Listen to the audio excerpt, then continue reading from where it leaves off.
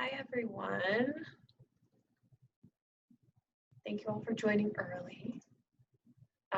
We will start like at 9:30, maybe give like a minute or so for other folks to join in late. But I am recording this. I'm going to pause it now. Here we go.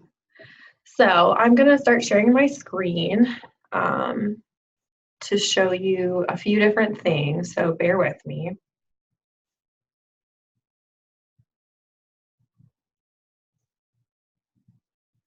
All right, so this is one of the things that I will be sharing out with you all shortly. So this is like our kind of time entry instructions for what you need to do.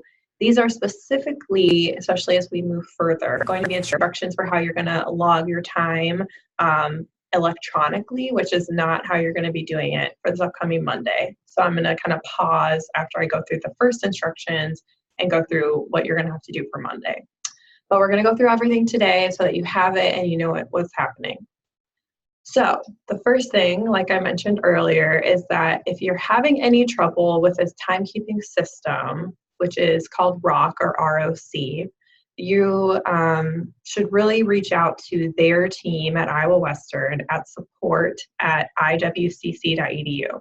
You, of course, can reach out to us, but we're just going to act as like a middle person because we don't have any control over their internal system. And so if it's something that's happening in their system, we will just be able to reach out or connect you with this person or this support network.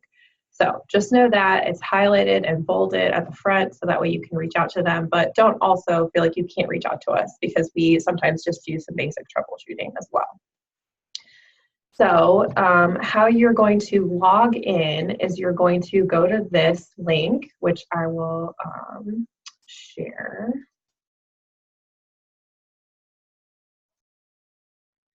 Okay. Can everyone see that? I don't think it switched to what I wanted it to switch to. Okay. So this Iowa Western Password Central website is where that link will take you. You're going to click Activate My Account / Change My Password. And then it's going to have some instructions at the top. Do not follow these instructions. Only follow the instructions that are in the Word document that we're going to send you. But this is what the screen will look like, okay? Again, this is not something you need to do for Monday because Monday you're going to submit a paper copy. So don't feel like you have to do this right away, but I wanted to start off by showing you that there's going to be a few things you need to do to even set up your account to enter time in the timekeeping system.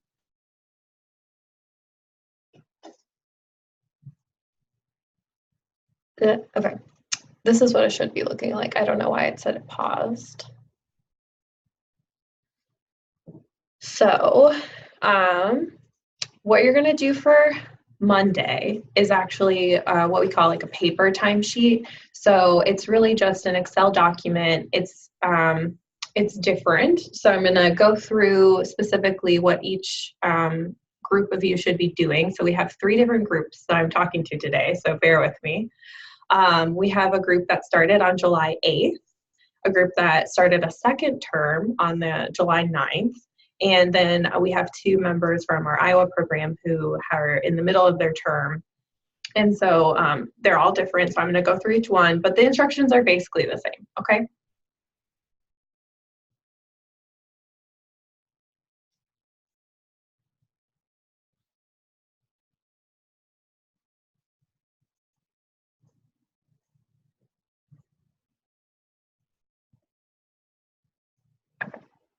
Sorry, bear with me.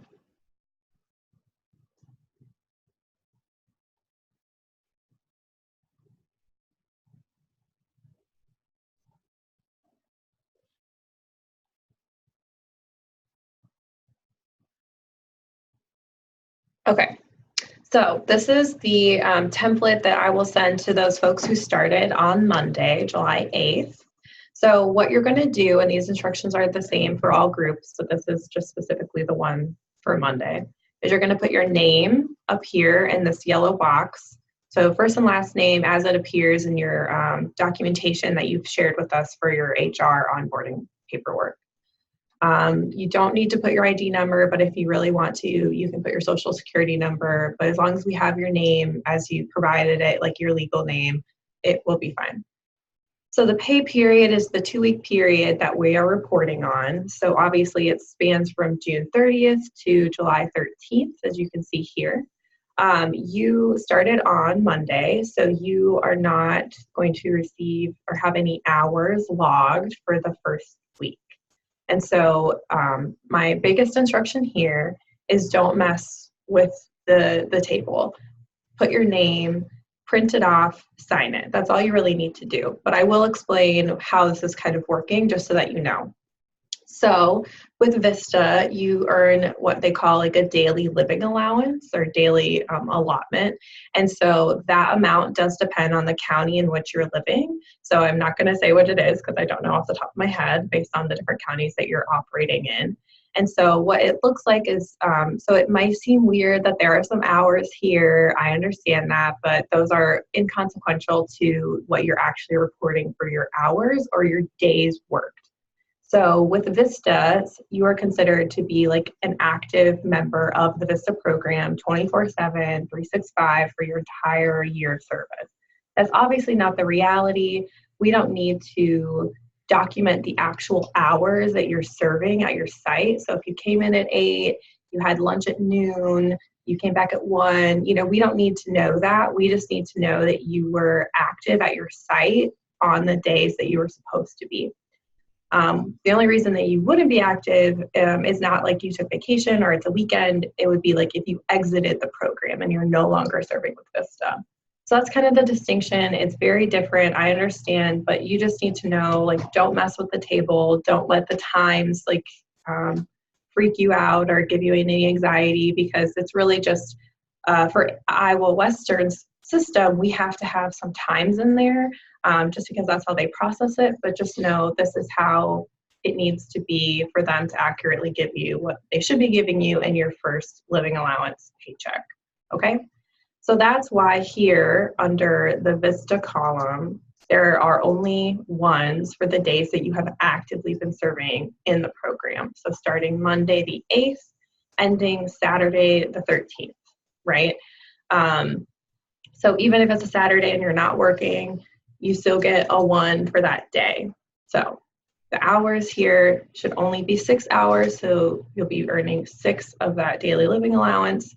And then, so don't mess with the table, that's what it means. And then, so after you've put your name and you have signed it, and this is really important, it has to be an actual signature, so you need to print this off or like find a PDF version website where you can sign it electronically, but it has to be an actual signature. You can't just type it in on the computer. If you send that to me and it's just typed, I'm gonna have to send it back to you and say you need to sign this. So then notice at the bottom, this is not somewhere where your supervisor is going to sign. Because this is through Iowa Western, your site supervisor does not have access or like permissions in the system. And so it's going to be signed by our director based here in Iowa. His name is Justin Ellis. And so he will be signing it. So what you're going to do is sign it, send a PDF version to me. I'll include my email and all of that information for you when I send out this timesheet for you. And then I'm going to have Justin sign it, and then we'll be good to go. So the other thing with that is when you're printing it off, make sure that you print off the entire spreadsheet. So we need all of this information, the one that says Iowa Campus Compact, this cost centers thing, because that's like the account is coming from. So just know when you're printing it, make sure that you're giving us the full page of this timesheet. Any questions just initially with that information? I know it's kind of confusing and I apologize. And again, there is the chat box, so if you feel like you just want to put something in the chat box, please feel free.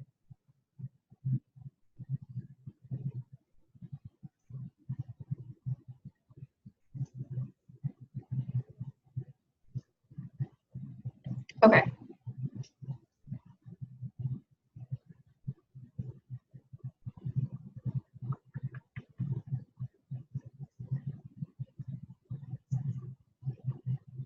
So I'm going to share now. So it's the same instructions for each start date, depending on how you want to look at that. So that was specifically what your timesheet will look like for if you started on Monday, July 8th.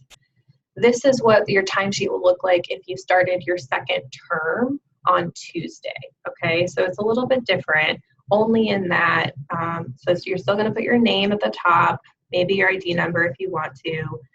Again, don't mess with the times here. And the difference that you'll see is that you only have 5 days in this pay period versus those who started Monday, which had 6. And so since it's a little confusing because you had a term and you're just kind of continuing right the next day into your second term, don't worry, you're still going to receive your full living allowance from your previous week.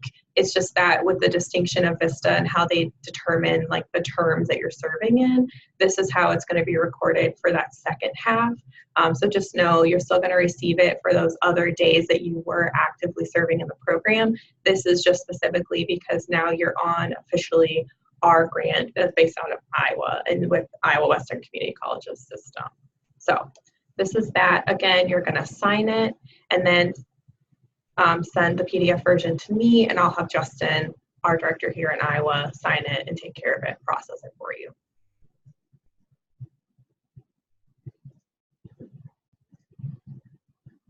And then the last one for the paper copy that I'm going to show is for 2 of our members, Rio and Noah.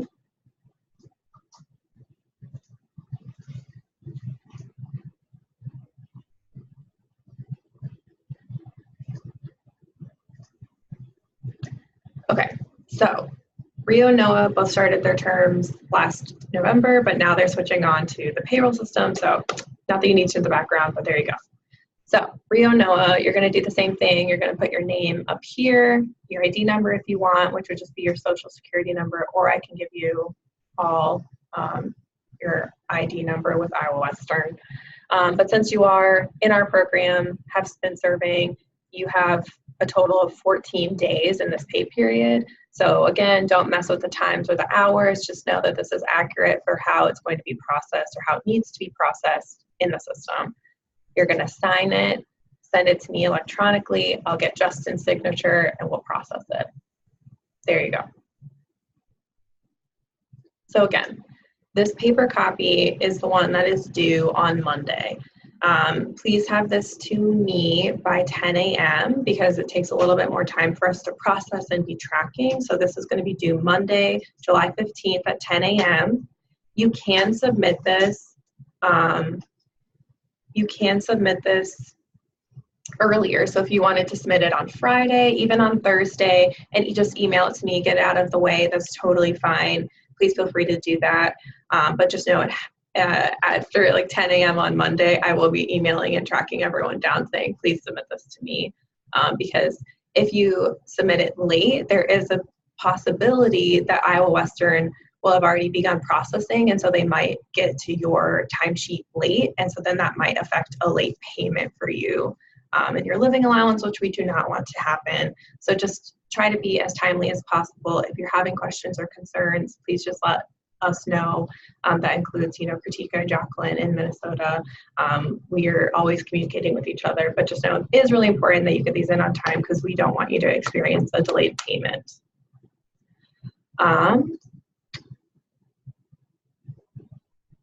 Noah asked, why are the pay periods different? They shouldn't be, so if they are, then it was probably just me not updating the spreadsheet. Let me see. Oh, you're right, it is. I'll fix that, Noah, and send you both an updated one. Good spot. All right, so that's the paper version. I'm going to now go through the instructions for the electronic version, which is what you're going to submit for the next due date. So your these timesheets are due every other Monday, usually by noon, especially like the electronic version. But for the paper version, I say 10 a.m. because, again, we just need more time to process, especially because we have a large program. So your next timesheet, the electronic one, is going to be due on Monday, July 29th. Okay? So let me share this instruction sheet with you. So this is the instruction sheet. Again, I'll send this out, but I'll also include like a bullet point instruction for what we just talked about for the paper timesheet because it is different. So the first thing you're going to need to do is, of course, access your account in their ROC system or their ROC system. I know ROC stands for something, but I don't know what it is off the top of my head. So you're going to do that here. Just so you know, this has been a little confusing and part of the point when you're setting up your account. It has been causing some technical difficulties. So if you're experiencing any of that, please know that you're not alone. Again, reach out to the support folks, but the important thing here is that your username is the first letter of your first name plus your last name, okay? So mine is like M. Ellefson because my name is Monique Ellefson. So that's your username, and then your current password, which again is just kind of populated within the system, is IWCC, and the I in that is capitalized, and then it's your employee ID number. So we have your employee ID numbers. I will be sending those out to you all so that you have them, but just know you're not going to be able to process this or even do anything in the ROC system until you have that number so you can access your account. So I would say focus on your paper timesheet first, then next week you can worry about setting all of this up, okay? It's going to take some time for them anyway since you just started on Monday or you restarted your term on Tuesday for them to process your information in their system. So it's going to take a little bit of time anyway. So I would pause focusing on this until next week at least. So that's how you're going to set it up. That will then prompt you to create a new password, which, you know, here are the requirements, but that's going to be more individualized to like how you want to set up your password, okay? Then you're going to go to, once you have all of that set up and you've changed your password and have your own account, you're going to go to roc.iwcc.edu.